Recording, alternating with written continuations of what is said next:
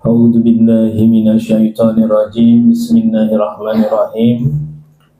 Assalamualaikum warahmatullahi wabarakatuh.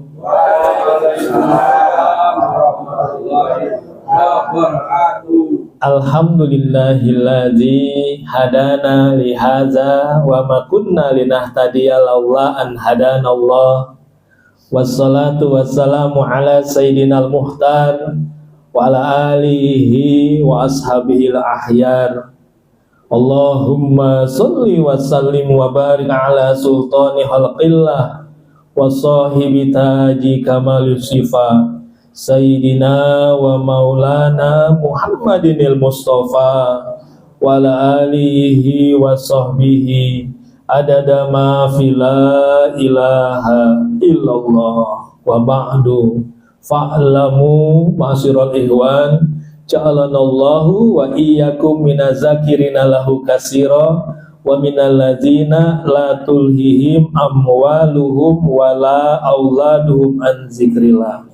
Allahumma aftah lana bi futuhil arifin amin. Allahumma aftah lana bi futuhil arifin. Allahumma aftah lana bi futuhil arifin. Walhamdulillahirabbil alamin. Yang saya hormati, saya muliakan pengurus TKM Masjid Nurul Iman, para hadirin hadirat, Bapak Ibu, hamba-hamba Allah, umat Nabi Muhammad sallallahu alaihi wasallam yang berbahagia. Alhamdulillah, kita harus senantiasa bersyukur kepada Allah Subhanahu wa taala atas berbagai limpahan nikmat karunia-Nya yang tiada terbatas, tiada terhingga kepada kita, terutama nikmat Islam, nikmat iman, nikmat ihsan, nikmat sehat walafiat, nikmat kita senantiasa diberikan taufik dan hidayahnya, sehingga kita selalu diperkenankan untuk melakukan berbagai amal soleh dan kebaikan, termasuk pada pagi hari ini kita diperkenankannya melakukan sholat fardu subuh berjamaah, kita berzikir ba'da sholat, dan insya Allah akan kita lanjutkan dengan ta'lim, dengan majelis ilmu. Mudah-mudahan segala ketetapan-ketetapan baik ini selalu menyertai kehidupan kita sampai akhir hayat kita, sehingga kita mendapatkan predikat husnul khotimah. Amin ya rabbal alamin. Bapak Ibu yang berbahagia, mari kita awali dengan kita melafazkan niat, ya. Ini biasanya disampaikan atau dilakukan oleh pengajian-pengajian yang ada di pondok-pondok pesantren. Sekali lagi, walaupun kita bukan santri, tapi pengajian kita belajar ala santri, gaya santri, ya. Jadi bukan santri, ada bau-bau santrinya, ada bau-bau kiainya. Sekali lagi, mendingan bau santri daripada santri bau, mendingan bau kiai daripada kiai bau, ya. Jadi kita ada bau kiainya, ada bau santrinya, kita melafazkan niatnya. Mari sama-sama, bagi yang tidak terlihat di belakang, ya, ikuti saja. Bismillahirrahmanirrahim. Bismillahirrahmanirrahim. Nawaitu ta'alluma wa ta'lim wa tazakkura wa tazkir wa nafa'a wal intifa' wal ifadata wal istifada wal hassa ala tamassuk bi kitabillahi wa sunnati rasulih sallallahu alaihi wasallam wa du'a ilal huda wa dilalata alal khair ibtigo'a wajhillah wa maradatihi wa qurbihi wa sawabihi subhanahu wa ta'ala. Sengaja aku niat belajar dan mengajar, mengambil peringatan dan memberi peringatan, memberi manfaat dan mengambil manfaat, memberi faedah dan mengambil faedah,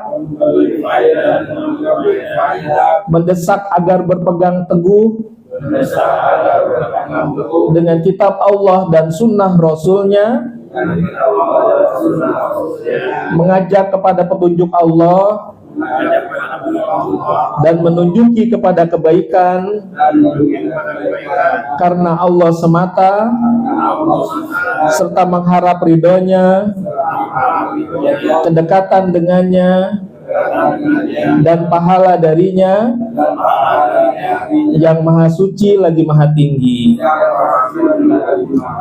Alhamdulillah kita sudah melafazkan niat. Mudah-mudahan segala apa yang kita niatkan ini terlimpah semuanya kepada kita sekalian. Kemudian mari kita bacakan suratul Fatihah ini kepada mata rantai guru-guru yang telah memberikan sanad ijazah kitab hadis arba'in ini kepada kami. Mudah-mudahan setelah kita bacakan suratul Fatihah ini, maka keberkahannya terlimpah kepada kita sekalian. Ila hadratin Nabi Mustafa Sayyidina Muhammad sallallahu alaihi wasallam, ila hadrati Sultanil Auliya Sayyidi Syekh Muhyiddin Abdul Qadir Al-Jilani qaddasallahu sirah, ila hadrati Sayyidi Ahmad Sahibul Wafatajul Arifin qaddasallahu sirah, bi barakatihim wa karomatihim ala hadhihi niyyah wa kulli niyatin sholihah, wa ila hadrati Imam Abi Zakaria Yahya Nawawi radhiyallahu anhu, ila hadrati Sayyid Muhammad bin Alawi Al-Maliki, ila hadrati Habib Hasan bin Ahmad Baharun rahimahullah, ila hadrati Habib Novel bin Muhammad Al-Idrus rahimahullah. Syai'ulillahi lahumul Fatihah. Bismillahirrahmanirrahim. Alhamdulillahi rabbil alamin arrahmanir rahim maliki yaumiddin. Iyyaka na'budu wa iyyaka nasta'in ihdinas siratal mustaqim. Suratul ladzina an'amta 'alaihim ghairil maghdubi 'alaihim waladdallin. Amin. Bapak Ibu yang berbahagia, alhamdulillah pada kesempatan pengajian kali ini kita sudah berada di hadis arba'in An-Nawawi yang keempat, yaitu tentang penciptaan manusia dan ketentuan nasibnya. Mari kita simak hadisnya. Bismillahirrahmanirrahim.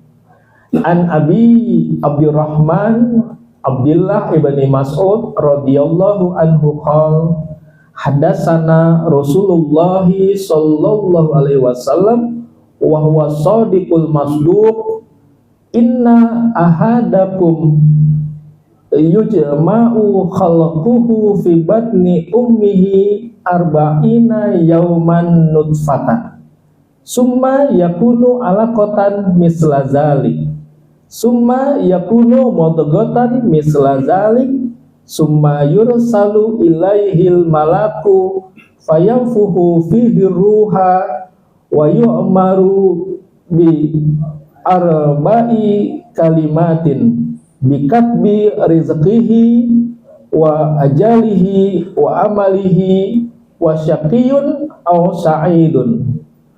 Wallahillazi la ilaha ghairuhu inna ahadakum la ya'malu bi amali ahlil jannati hatta ma yakunu bainahu wa bainaha illa dira'un fayasbiqu alaihil kitabu fayamalu bi amali ahlin nari fayadkhuluha wa inna ahadakum la ya'malu bi amali ahlin nari hatta ma yakunu bainahu wa bainaha illa dira'un fayasbiqu alaihil kitabu fayamalu bi amali ahlil jannati fayadkhuluha.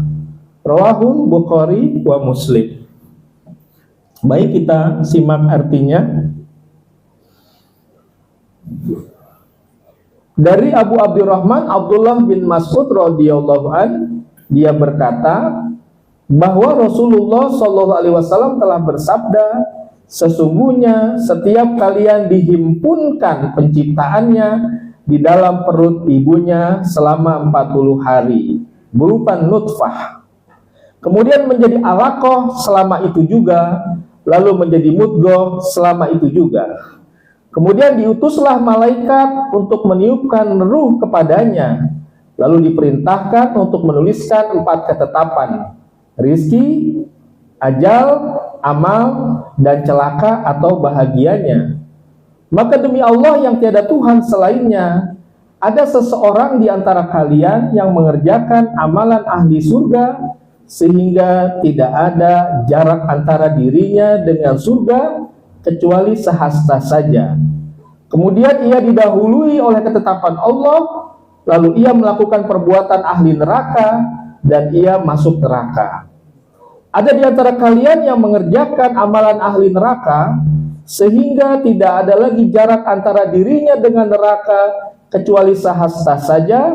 Kemudian ia didahului oleh ketetapan Allah, lalu ia melakukan perbuatan ahli surga dan ia masuk surga. Hadis riwayat Imam Bukhari dan Imam Muslim.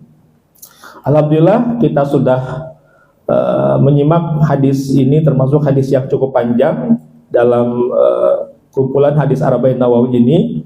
Dan hadis ini diriwayatkan oleh 2 orang imam hadis ya yang paling masyhur. Karena itulah kemudian hadis yang diriwayatkan oleh beliau berdua ya punya istilah lain. Ada kalanya disebut hadis riwayat syekhoni. Hadis diriwayatkan oleh 2 guru dalam ilmu hadis, 2 syekh di dalam ilmu hadis. Atau ada bahasa lainnya muttafaq alaih. Jadi kalau hadis disebut muttafaq alaih adalah hadis yang diriwayatkan atau disepakati oleh Imam Bukhari dan Imam Muslim. Maka secara kedudukan, maka ini kedudukan hadis yang sangat tinggi sekali, nilainya sangat kuat sekali ya. Ini kami sengaja ketika mengartikannya dengan perbedaan warna ya dalam teksnya. Karena nanti kita akan paling tidak ada 3 pembahasan. Ada teksnya yang berwarna biru, berwarna merah, dan berwarna hijau ya. Jadi dalam hadis ini ada 3 pembahasan utama. Makanya tadi saya pilih warnanya ya, agar kita paham ada 3 pembahasan. Pembahasan yang pertama ya, ini adalah tentang penciptaan manusia di dalam kandungan ibunya. Jadi dikatakan manusia diciptakan selama 40 hari dalam bentuk nutfah. Lalu kemudian dalam bentuk alaqah dan dalam bentuk mudghah ya. Maka kita kenali dulu apa yang dimaksud dengan nutfah, apa itu alaqah, apa itu mudghah ya. Maka nutfah ya bisa kita artikan adalah proses setelah bertemunya sel sperma dengan sel ovum dengan sel telur. Maka ketika sel sperma dengan sel ovum bertemu, maka di dalam ilmu biologi disebut dengan zigot. Itu awal embrio ya. Jadi bahasa lainnya nutfah kita bisa sebut embrio ya, atau secara spesifiknya adalah zigot. Ada dalam surat Al-Mu'minun ayat 13 ya. Kalau dalam terjemahan di Indonesia dia hanya dikatakan mani. Summa ja'alnahu nutfatan ya. Jadi nutfah itu dikatakan mani. Tapi arti mani di sini adalah nutfah itu mani yang sudah bercampur antara mani laki-laki dengan mani perempuan. Atau saya katakan tadi sel sperma dengan sel ovum ya. Ketika sudah bercampur maka dia disebut dengan zigot dalam bahasa biologinya atau embrio. Jadi embrio itu tahapannya dari mulai bersatu terus sampai menjadi awal janin. Nah ini ya keterangan tambahannya, alam yakun nutfatan min maniyin yumna. Jadi nutfah atau mani yang dicampurkan. Nah, dalam surat Al-Qiyamah ayat 37. Nah ini gambaran daripada sel telur. Ukurannya seperti ini. Nah, ini yang kecil-kecil adalah sel sperma. Jadi ketika akan terjadinya proses pembuahan ya, sel sperma itu per milimeter kubik ya, milimeter kubik itu ada sampai ratusan juta. Jadi per tetes saja ada sekitar 300-an juta itu selnya ya, yang saling berlomba untuk berusaha untuk membuahi sel telur. Yang nanti ketika sudah masuk ke dalam mendekati, dia hanya tinggal 1000-an. Dari yang tadinya ratusan juta itu ketika mendekat ya berjalan dari mulai awal ya masuk terus sampai mendekati ke wilayah dinding rahim itu ya. Tapi nanti yang berhasil hanya satu. Nah, ketika satu sudah berhasil masuk ke dalam, maka kemudian dinding sel telur seperti mengeras sehingga kalau ada sel sperma mencoba untuk membuahi, mentok di sini, nggak bisa menembus lagi. Jadi yang berhasil masuk itu adalah yang juara. Jadi kita semua ini para juara. Juara perlombaan. Balapan 300-an juta itu yang balapan. Wah, terus ya bentuknya, jadi saling berlomba. Walaupun 300 juta, yang jadi kita ini kan cuma satu. Nah, berarti setiap kita adalah juara balapan, ya, juara balapan. Maka ketika satu sudah masuk, maka kemudian sel telur kemudian seperti membuat dinding barrier, ya, maka tidak bisa ditembus oleh sel sperma yang lain. Nah, begitu. Kemudian dia terus membelah, ya, setelah menjadi satu menjadi dua, dua menjadi empat, empat menjadi delapan, delapan menjadi 16, terus dalam pembelahan yang teratur. Maka inilah dia zigot dan menjadi embrio. Jadi bahasa lain nutfah adalah embrio, ya. Embrio atau zigot, ya, zigot yang menjadi embrio dan dikatakan menjadi nutfah dalam perut ibu kalian selama 40 hari. Nah, ini ya, terus membelah. Maka apa itu alaqah? Alaqah, ya, proses setelah tadi nutfah membelah terus, ya, membelah ke segala arah. Maka ada satu titik nanti dia tidak lagi membelah ke segala arah. Kalau membelah ke segala arah terus, maka bentuk kita pasti akan bulat seperti paman Pac-Man. Dulu ada kartun Pac-Man kan? Kalau kita terus membelah ke segala arah, pasti bentuk kita menjadi bulan. Tapi pada titik tertentu, pada hari tertentu di dalam kandungan ibu dia memanjang. Nah, setelah dia membelah ke segala arah, maka kemudian dia memanjang. Karena memanjang dan dia bergantung di dinding rahim, maka bentuknya kalau kita lihat seperti lintah. Ini seperti lintah. Maka alaqah itu kalau kita lihat di kamus-kamus artinya adalah lintah, ya. Tapi kalau dibahasakan seperti Al-Quran kan hanya dalam bentuk muzakarnya. Iqra bismi rabbikal ladzi khalaq, maka alaq dikatakan segumpal darah, ya. Tapi di sini adalah dari bentuknya, walaupun memang dia terbentuk dari segumpal darah tadi, ya. Mani itu kan bagaimanapun intinya adalah dari darah, ya. Nah, intinya ini sama. Tapi kemudian kalau di kamus-kamus arti alaqah adalah lintah. Nah, maka alaqah itu ya memang menggantung di dinding rahim, bentuknya seperti lintah. Lalu kemudian pada hari berikutnya, ya, pada waktu tertentu di dalam kandungan ibu, ya, maka alaqah ini kemudian berubah lagi menjadi bentuk yang disebut dengan mudghah. Tadi bahasa Al-Qur'an ini kan 3 tuh, nutfah, alaqah, mudghah. Mudghah kalau kita lihat di kamus artinya adalah daging terkunyah. Karena kalau lihat di bentuknya adalah ya setelah ini hari ke-20 dia menjadi alaqah, maka dia mulailah menjadi mudghah. Nah, mudghah itu kemudian ada bakal tangan, bakal kaki, bakal kepala.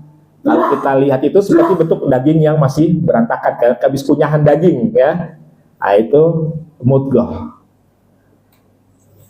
Ini ayatnya juga surat terusan daripada surat Al-Mu'minun. Tadi kan Al-Mu'minun yang 13, 14 dan seterusnya. Dan subhanallah kemarin ayatnya dibaca oleh imam sholat Jumat. Ya, imam kemarin membacanya ayat. Pas saya bilang, wah ini imamnya luar biasa nih. Saya akan membahas, kalau bahasa kita mukasyafah nih imamnya, ya. Artinya mukasyafah itu seolah-olah gini, tahu nih saya pengen ngebahas itu, dia baca gitu. Seolah-olah gitu, ya. Karena kemarin ya imam kita sholat Jumat membaca ya surat ini ya Al-Mu'minun, ya, beliau ketika membaca, saya dengar beliau menyebutnya. Jadi ini bentuknya adalah mudghah. Terus hari ke-28 sampai ke hari 41. Ini mudghah.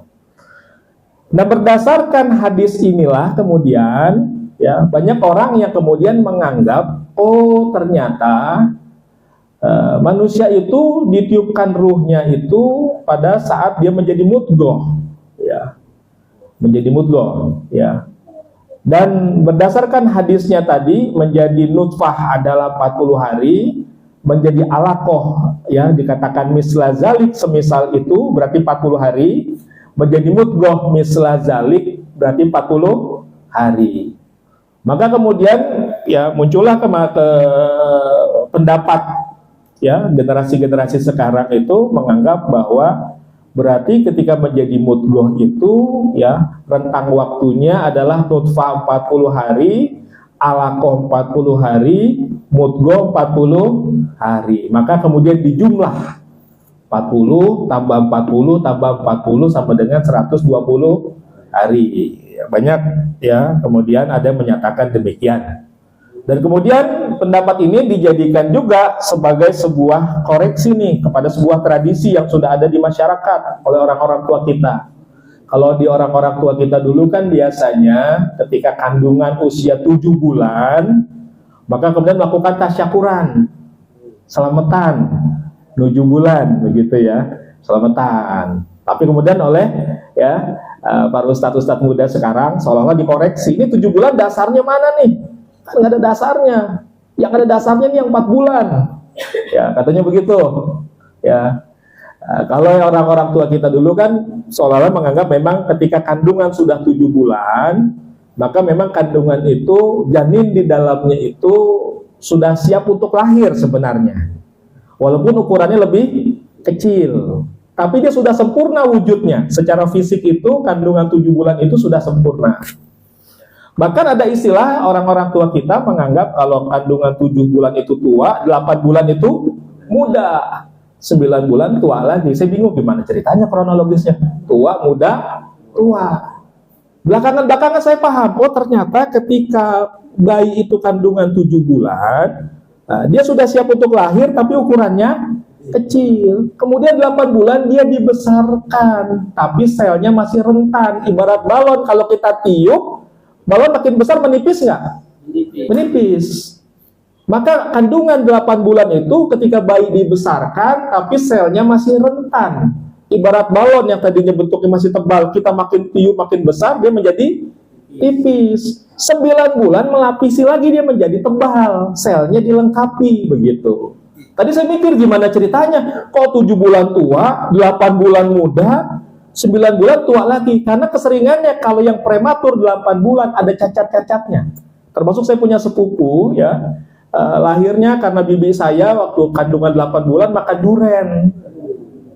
Panas lah, terlahirlah. Ketika terlahir maka dia tidak normal sampai dewasa, begitu. Ada kekurangan. Jadi ada cacatnya, ya, secara ini. Jadi cuma bahasa orang tua dulu kan begitu, main gampangnya aja. 7 bulan tua, kandungan 8 bulan muda, 9 bulan tua lagi. Pas belakangan saya belajar paham, oh ternyata 7 bulan itu dia sudah siap lahir, tapi ukuran janinnya kecil. 8 bulan dibesarkan, tapi rentan selnya. Ibarat balon ditiup, dia menjadi tipis. 9 bulan, pemadatan lagi, selnya dipadatkan lagi, dia besar dan dia siap untuk lahir, begitu, ya. Maka kenapa orang tua zaman dulu di hari ke-7 bulan mereka syukuran? Karena seandainya lahir 7 bulan, bayinya selamat nggak? Selamat, dia sudah sempurna. Tapi oleh generasi muda sekarang, wah nggak bisa nih, ini nggak ada dasarnya nih. Itu apa 7 bulan? Bid'ah tuh, begitu.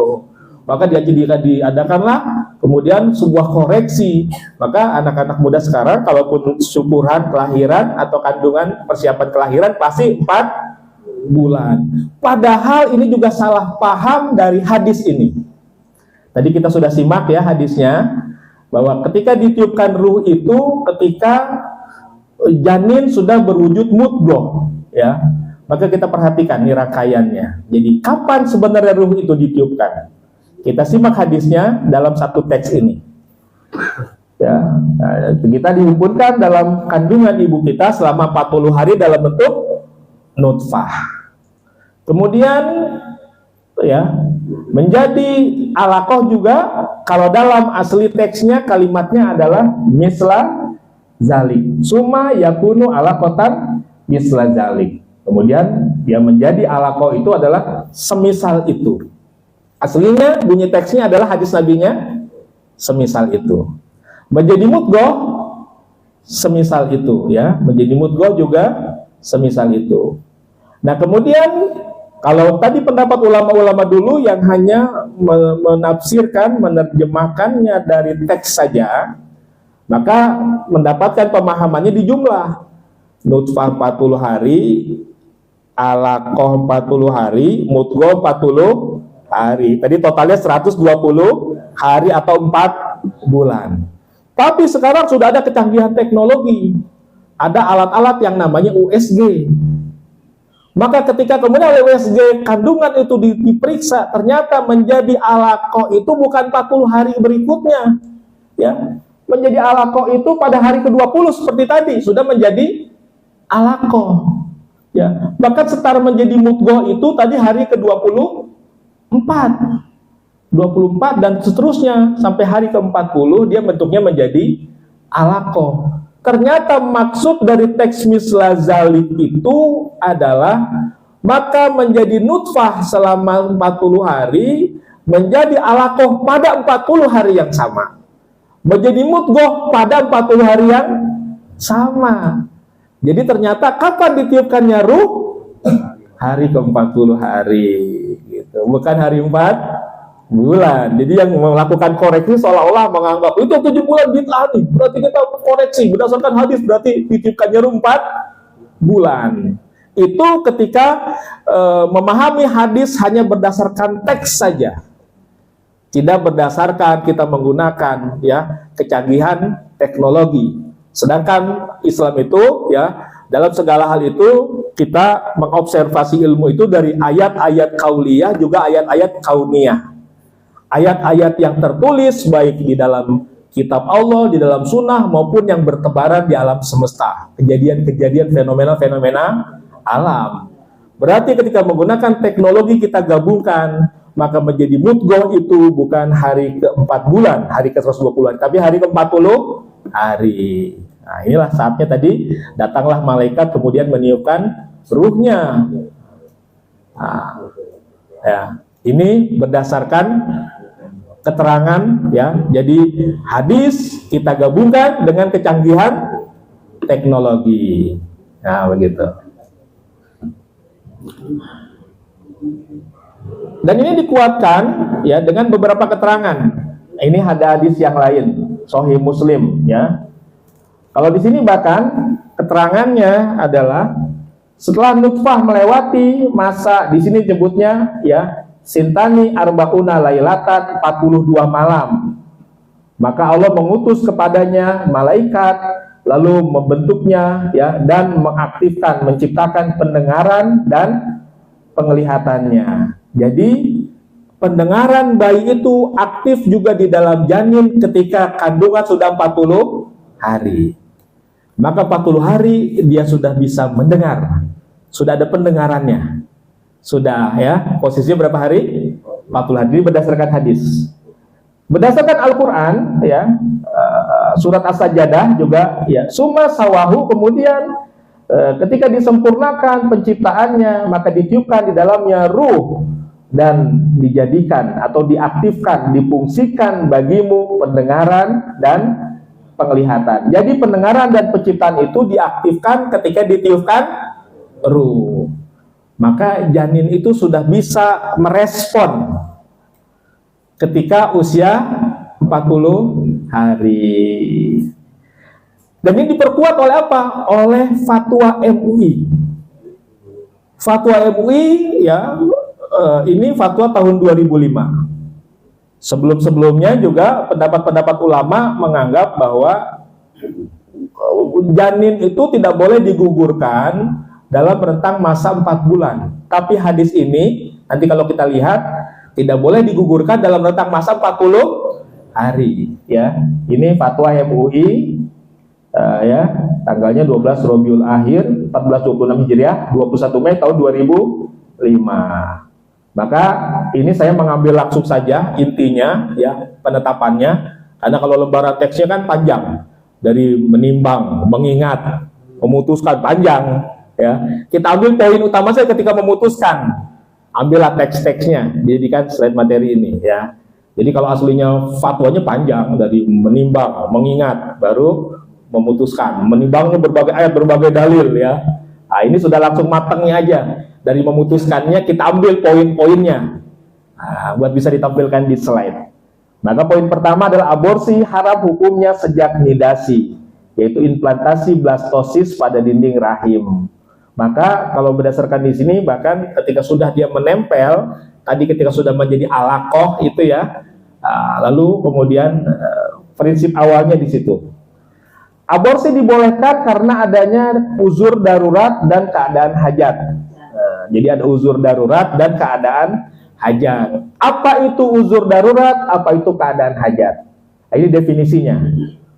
Uzur darurat adalah satu, perempuan hamil menderita sakit fisik berat seperti kanker stadium lanjut, TBC dengan kaverna, dan penyakit-penyakit fisik berat lainnya yang harus ditetapkan oleh tim dokter. Kedua, dalam keadaan di mana kehamilan mengancam nyawa si ibu. Jadi keadaan darurat kaitannya dengan ibu yang mengandungnya. Kalau ada hal-hal yang terkait dengan sang ibu yang mengandungnya, yang dia sakit berat, kalau dengan tetap dipertahankan janin ini tapi menyebabkan terjadinya bahaya pada diri yang mengandungnya, maka disebut kondisi darurat yang menyebabkan janin boleh digugurkan. Itu namanya kondisi darurat. Kalau kondisi hajat berarti terkait dengan janinnya. Yang pertama, janin yang dikandung dideteksi menderita cacat genetik yang kalau lahir kelak sulit disembuhkan. Misalnya ketika di USG, wah ternyata ini ada virus taksoplasma nih yang menggerogoti bagian sel kepala, dinding tempurung kepalanya. Nanti kalau dia akan terlahir dia nggak punya tempurung kepala. Maka kalau ketika dia terlahir cacat permanen, ya mendingan ketika sejak lahir dia digugurkan. Karena diketahui dia terkena virus toksoplasma contohnya ya. Atau kehamilan akibat perkosaan yang ditetapkan oleh tim yang berwenang. Jadi misalnya kemudian yang mengandungnya kan trauma. Ya dia mengalami kasus tersebut, lalu kemudian dia harus mengandung janin dari orang yang pasti dia akan stres kan? Mana bisa begitu? Maka kemudian dia mungkin stres ya, dan sebagainya. Maka kemudian berdasarkan pertimbangan dokter, ya maka kemudian diperkenankan. Nah perhatikan teks ini yang C. Kebolehan aborsi sebagaimana dimaksud huruf B harus dilakukan sebelum janin berusia 40 hari. Kenapa sebelum 40 hari? Karena saat itu belum ditiupkan ruh. Setelah 40 hari maka sudah ada ruhnya. Nah, ini diperkuat tadi. Pendapat yang kami sampaikan ya. Ini kajian ini yang membuatnya Ki Haji Wahidin Sakam ya. Itu seorang ulama intelek. Ya, maka saya hanya menyampaikan mengambil dari materi beliau. Ya. Nah, jadi sekali lagi ternyata saat ditiupkan ruh berapa hari? 40 hari. Jadi kalau ada yang ya kelahiran anak cucu kita bikin selamatan 4 bulan, telat juga. Udah kemarin 40 hari.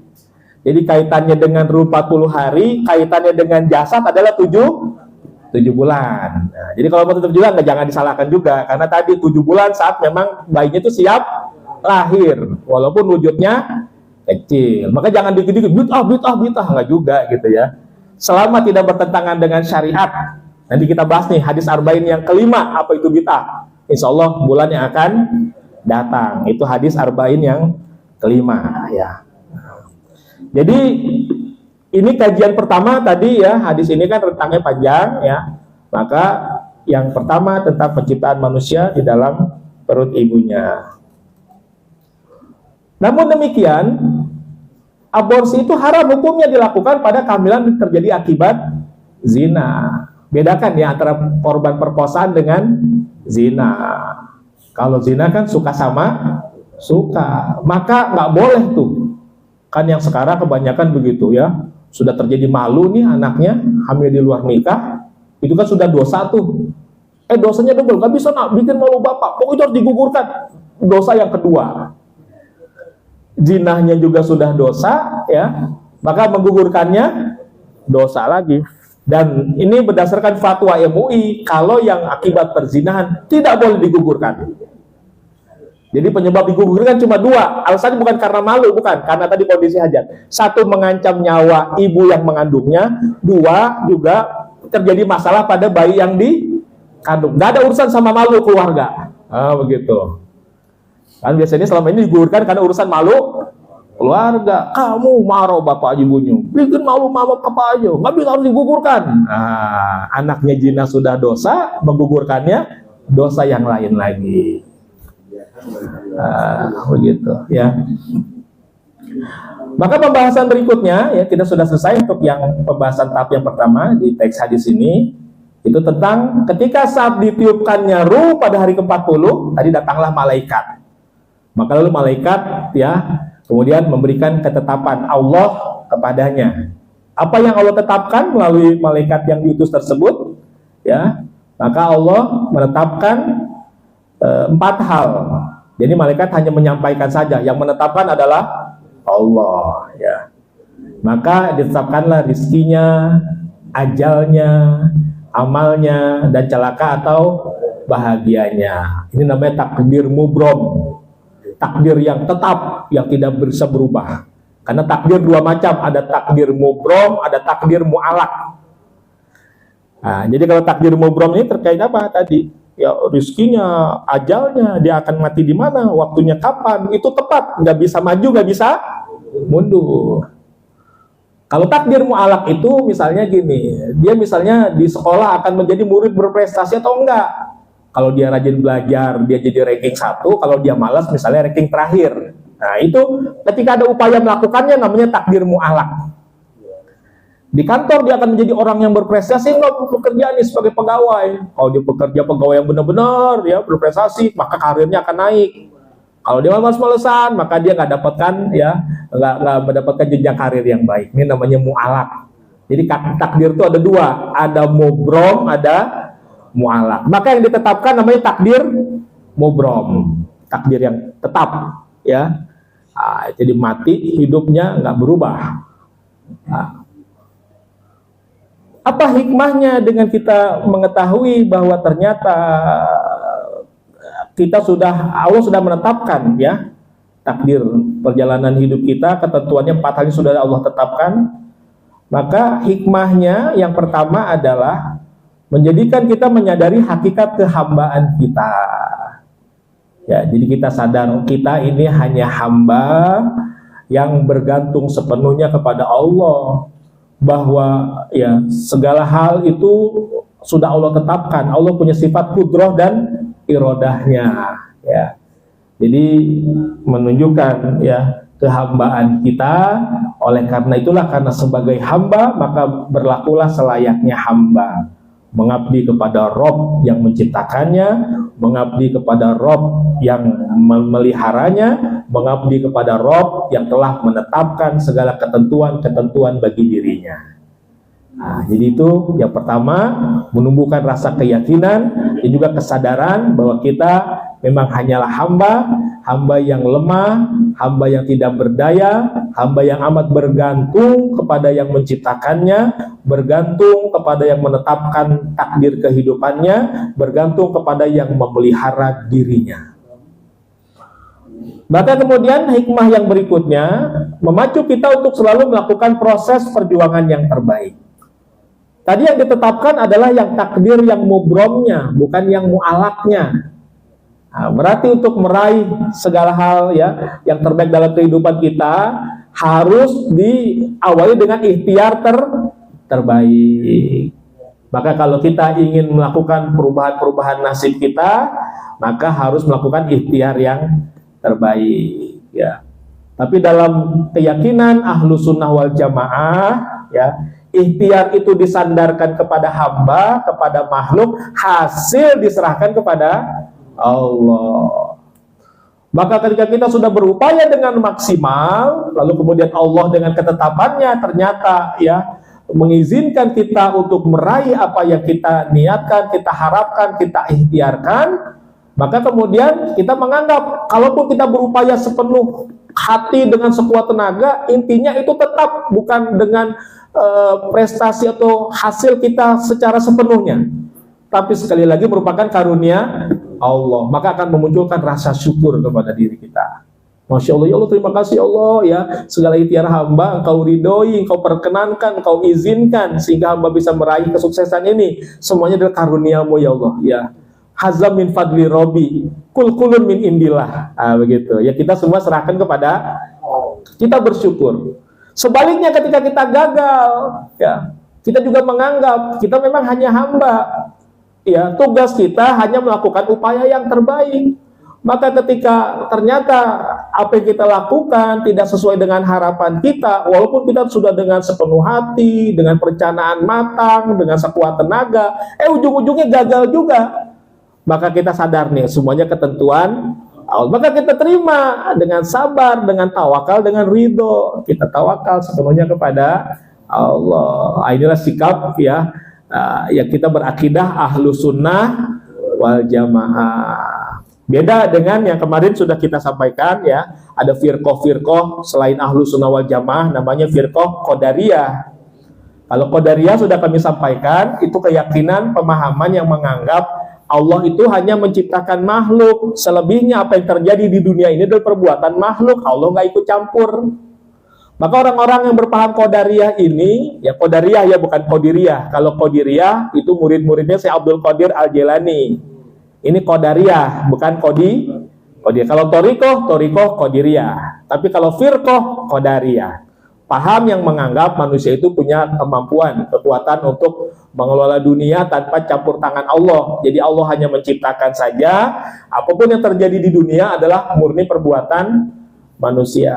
Orang berpaham qadariyah tuh kalau dia merasa sukses, dia akan menganggap sepenuhnya perbuatan dirinya, dia nggak akan bersyukur. Tapi kalau gagal, dia frustasi karena nggak ada tawakal di dalam dirinya. Stres dia, goblok masih gagal juga, dia menyalahkan dirinya habis-habisan.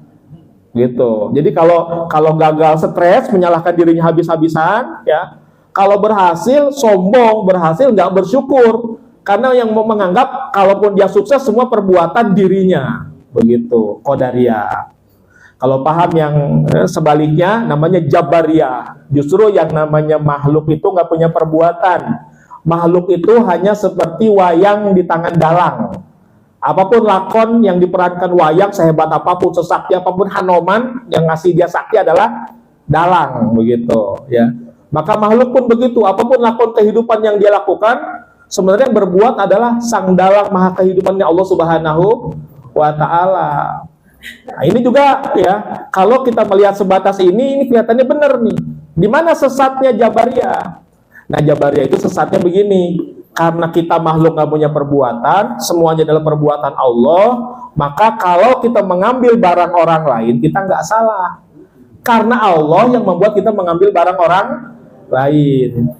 Kalau kita maksiat nggak perlu taubat, karena Allah yang membuat kita maksiat. Itulah sesatnya Jabariyah. Jadi qadariyah sesat, Jabariyah sesat. Yang benar ahlu sunnah wal jamaah. Di tengah-tengah qadariyah dan Jabariyah. Ikhtiar disandarkan kepada hamba, hasil diserahkan kepada Allah, begitu. Maka hikmah yang berikutnya merasakan nikmatnya tawakal dan merasakan rasa syukur dan sabar. Ya, tadi sudah kami jabarkan. Nah, ini ya tadi teks yang pembahasan kedua. Saya percepat. Sekarang pembahasan yang ketiga. Tadi dikatakan ada orang ya yang mengamalkan amalan ahli surga sehingga jarak antara dia dengan surga begitu dekatnya, ya hanya jaraknya hanya satu hasta. Lalu takdir Allah mendahuluinya, dia mengamalkan amalan ahli neraka, dia mati nggak sempat taubat, maka dia masuk neraka. Tadi begitu kan? Ada orang yang melakukan amal baik sepanjang hidupnya, lalu kemudian melakukan amal buruk, ya menjelang mati, tapi dia mati nggak sempat taubat, ya lalu dia masuk neraka.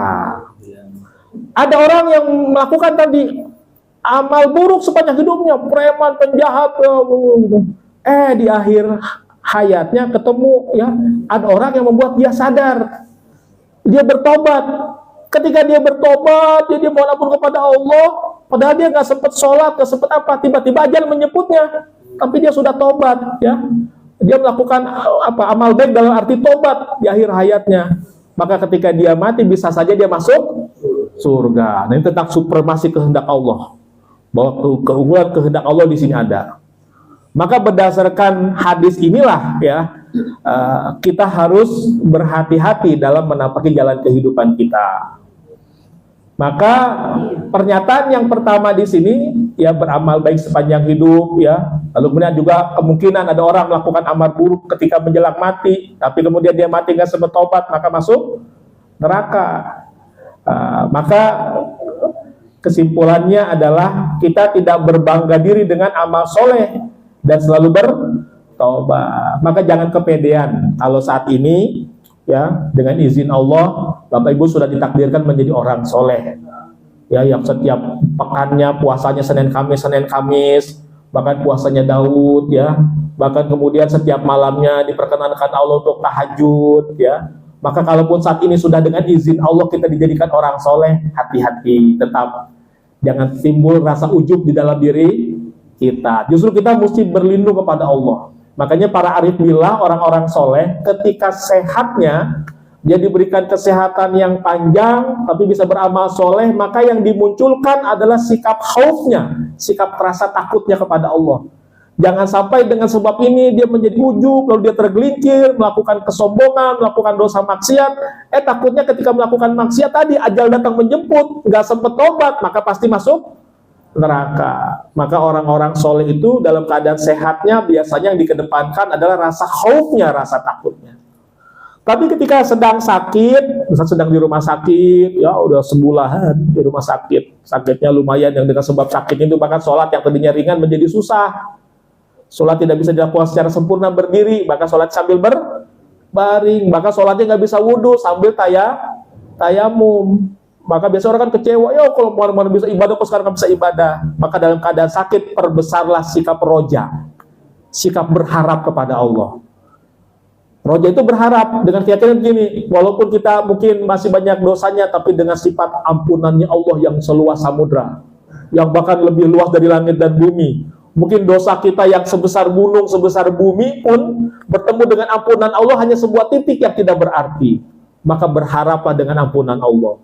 Kalaupun kita tidak bisa melakukan amal soleh secara maksimal lagi seperti ketika kita sehat, tapi tetap berharaplah rahmat Allah begitu luas. Dan Allah memberikan rahmatnya bukan tergantung amal kita, tapi karena keriduannya. Jadi jangan kepedean bisa masuk surga karena dengan amal kita. Kita nggak bisa masuk surga dengan amal kita. Kita nggak bisa menghindar neraka karena amal kita. Kita terhindar dari neraka karena makfirah Allah, kita masuk surga karena rahmat Allah. Dan Allah memberikan makfirah dan rahmatnya ketika Allah ridho kepada kita. Allah senang dengan kita. Maka ketika kita sakit, kita roja berharap, Allah senang. Oh, kau mengakui kelemahanmu, ketidakberdayaanmu. Engkau memang tidak bisa ibadah lagi padaku secara maksimal, tapi aku senang dengan sikap rasa batinmu. Dan Allah ridho dengan rasa batin kita yang kita sakit, bukannya malah ngedumel, kan ada sakit ngegerutu di rumah sakit, ya. Oh itu keluarganya dimaki-maki semua, ya. Masya Allah, ya. Dan memang saya mengalami ketika ayah saya terkena penyakit leptospirosis tahun 2002, tahun 2000. Padahal leptospirosis ini terkenalnya tahun 2002 setelah banjir besar Jakarta.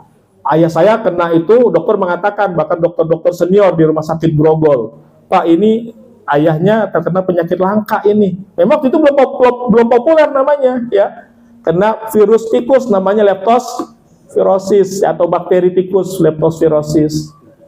Maka kemudian ya ketika beliau 8 hari di rumah sakit, kondisinya sudah pakai kateter, sudah pakai oksigen semuanya. Menjelang wafat ada orang dengan kondisi yang sama. Kondisi yang sama. Tapi kalau saya selama 8 hari itu ya, saya sama sekali nggak mendengar keluhannya. Kalaupun saya tanya, ya Pak, mau perlu apa? Dia menjawab. Tapi ketika dia menahan sakit hanya mengernyitkan dahi. Ya. Tapi yang di sebelahnya maka mungkin agar kita melihat pembanding. Saya lihat kondisinya sama, pakai oksigen, pakai kateter, kondisinya sama. Tapi yang sebelah ini, Masya Allah, itu semua kayak nungguinnya, itu sampai bete, bosan, diomelin mulu. Keluar dikit dipanggil-panggil, teriakin, dia marah-marah, ini mana rumpi, kata dia gitu tuh. Saya bilang, oh Masya Allah, agar kita bersyukur ternyata ayah saya itu dengan kondisi yang sama, semuanya sama saya lihat. Tapi sikap beliau itu, Masya Allah itu ya, ketika saya tanya hanya senyum saja, kalaupun dia sakit, gitu, ngernitin, sama sekali saya nggak dengar keluhan ayah saya itu. Tapi yang sebelahnya, Masya Allah ya, Nah, jadi itulah ya, ada orang-orang yang ketika mengalami sakit seperti itu gambarannya ya, gambarannya. Nah, makanya ketika orang sakit itu karena kondisi sudah lemah, maka tidak lagi dia mengedepankan khauf, tapi mengedepankan rojaknya kepada Allah. Maka ya, teks hadis ini bahwa tadi beramal soleh itu, ada orang yang beramal soleh lalu kemudian takdir Allah mendahulinya, dia mengamalkan amalan ahli neraka. Ini kita berlakukan buat diri kita agar kita tidak ujub. Tapi tadi hadis yang berikutnya, ada orang melakukan amalan ahli neraka, takdir Allah mendahulunya, maka dia melakukan amalan ahli surga, lalu dia masuk. Kita berlakukan buat orang lain agar kita tidak memandang rendah orang lain gitu. Jadi teks yang pertama kita berlakukan buat diri kita, jangan dibalik. Jangan teks yang tentang berbuat buruk buat diri kita, nanti kita seenaknya. Kok masih poya-poya hidup, tenang, nanti kalau takdir Allah nggak masuk surga, saya masuk surga juga, ujung-ujungnya tobat ya, belum tentu. Jadi tentang yang teks berikutnya, beramal dengan amalan ahli neraka, itu kita berlakukan buat orang agar kita tidak memvonis orang lain gitu. Jadi terhadap orang pelaku maksiat sekalipun kita masih positif thinking begitu. Ya, ini sudah saya sampaikan kajian hadis ini. Kalau mau ada pertanyaan atau diskusi silakan. Kalau tidak ada maka akan saya tutup saja. Bagaimana? Saya mau tanya Pak. Iya. Tadi di slide yang awal itu kan terkait MUI ya Pak. Iya. Membuat fatwa. Maksudnya saya kira itu kurang pas menurut saya Pak. Karena itu terkait aborsi tadi itu ada yang itu mengancam nyawa ibunya. Kan yang jelas kalau orang sudah dalam kondisi yang memang tidak diharapkan, pasti yang ibunya yang diancam. Bukan mencari solusi, tapi yang diancam itu ibu, calon ibu atau bayinya yang diancam, bukan. Yang diancam kan ibunya, tapi yang jadi korban kan ibu bayinya gitu. Nah, jadi saya kira itu yang dijadikan oleh masyarakat kita jadi pembenar, jadi karena apa? Nasib dari MUI itu barangkali ya, karena apa? Pengecualian itu yang mengancam nyawa ibunya. Nah, itu yang saya kira kurang pas gitu loh, dipakai jadi modus istilahnya untuk aborsi itu dengan statement bahwa dia sudah sesuai dengan MUI gitu. Oke. Ya, baik. Tapi dalam fatwa ini memang MUI sudah menyatakan ya harus ditetapkan oleh tim dokter. Jadi bukan karena tadi mengancam karena klaim, sebenarnya rasa malu nih, pura-pura bilang karena mengancam. Sedangkan yang karena tadi kasus biasanya digugurkan kan kasus zina. Tadi kan dilarang sini jelas di sini. Nah ini, ya, haram hukumnya yang zina. Jadi kebetulan MUI-nya sudah mencakup seluruh nih. Kalau hanya karena rasa malu keluarga, tetap hukumnya haram. Tapi karena menyangkut tadi nyawa dan ditetapkan oleh dokter, jadi ini sudah dipertimbangkan, ya, pertimbangan ayatnya, Qurannya, pertimbangan hadisnya, pendapat para ulamanya, termasuk juga dengan semua halnya sudah dipertimbangkan, ya. Jadi yang Bapak maksud pasti yang kaitannya sebenarnya karena ini hubungan di luar nikah nih. Maka di luar nikah tetap hukumnya haram, ya. Jadi sudah dicakup oleh MUI begitu. Demikian Pak. Ya. Termasuk Jabariyah berarti. Kenapa? Yang itu termasuk Jabariyah berarti. Lain, Jabariyah tadi kaitannya kan kita sedang berkaitan dengan ketika orang melepaskan kehendak kepada kehendak Allah, malu tidak punya perbuatan, ya. Kalau yang tadi yang misalnya orang menggugurkan dengan ininya, ya mungkin tadi karena dengan rasa malunya saja. Jadi arti gini, sebuah kesalahan kemudian ditindaklanjuti dengan kesalahan berikutnya begitu. Ya. Ini dilarang, jadi nggak boleh. Kalau perkosaan sampai orangnya stres, trauma, bedakan ya zina sama perkosaan. Kan wanita diperkosa kan dia stres. Mana mungkin dia sudah stres menanggung anak dari pemerkosanya. Ini bisa stres, bisa gila nanti misalnya, ya ada kemungkinan. Kan ini juga pertimbangan dokter nih. Nah, jadi bedakan, ini bukan yang zina. Zina itu suka sama suka. Ini perkosaan. Maka itu diperbolehkan oleh fatwa MUI. Jadi MUI kan mempertimbangkan juga kerelaan hati orang yang ininya, orang dia tidak melakukan kok, dia hanya korban begitu. Baik, cukup Bapak Ibu ya. Nah, cukup ya. Jadi mudah-mudahan kita sudah bisa mengambil hikmah-hikmahnya dalam hadis yang cukup panjang ini, ya. Sekali lagi terima kasih atas segala perhatiannya. Mohon maaf atas segala kekurangannya. Wa'alallahi tawakkalna wa ilaihil masir. Wassalamualaikum warahmatullahi wabarakatuh. Waalaikumsalam warahmatullahi wabarakatuh.